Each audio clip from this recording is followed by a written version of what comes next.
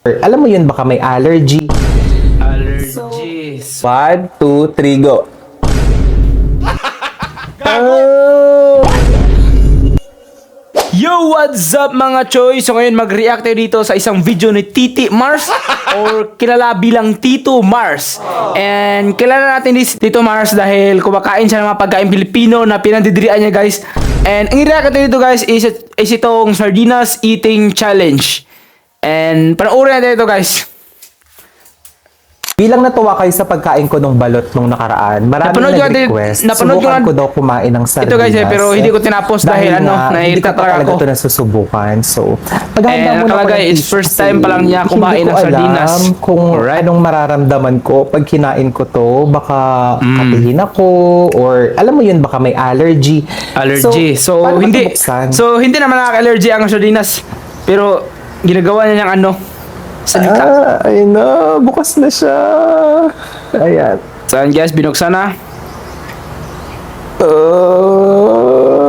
Pagbukas pa lang, guys, na ano na talaga. Okay, sige. Susubukan na natin siyang ilagay. So ayan, nilagay na. May tinidor pa talaga itong nilagay. Nakakano lang, guys, dahil yung mukha niya is ano, mabalbas, ang arte-arte. Siya. Huwag niyo akong i-judge, ha? Huwag niya rin i-judge. So, gago. Actually, napakasarap ng sardinas. Pero ano niya, guys, parang discriminate niya.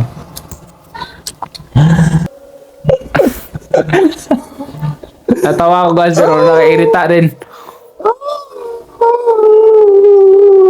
Diyos ko. Napaka-arte, guys. Oh my God. Susubukan ko.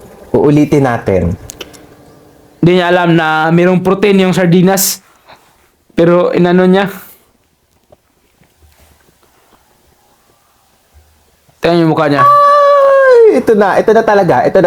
Kakainin ko na talaga siya. Ate.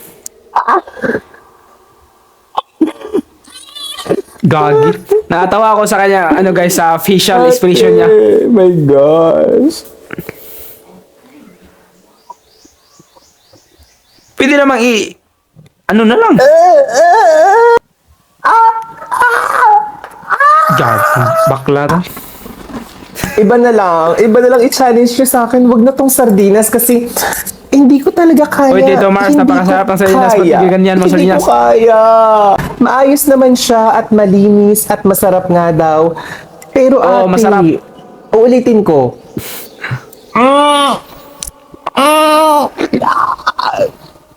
Sige. Baliw. Tatakpa ko ilok ko, ha? Para hindi ko na maamoy. Gagi, takpan. Hindi naman maamoy yung sardinas. 1, 2, 3, go. Nahulog pa. Isa pa.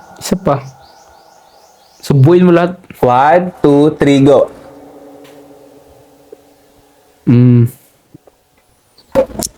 Huwag mo sabihin, iluluwa mo yan. Siyan yung mukha niya. Ginhulog.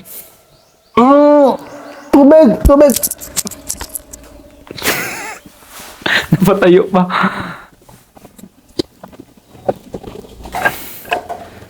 Kakaiba talaga to, guys. Kakaiba yung content niya. Parang hindi siya takot na mabash. Gagi. So guys, si Tito Mars, guys, is kung makikita yung mga video na is di na lang natin i-share or ano, comment or hindi natin panoorin.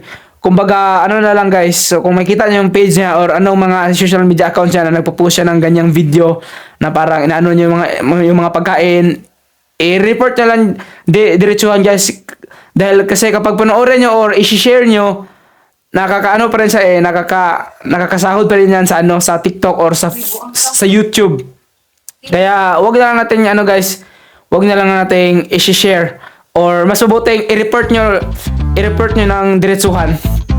And alam na natin, guys, na yun talaga yung yung pinaka main na na rason kung bakit marami mga Pilipino na galit sa kanya. And yun lang, guys. What's up?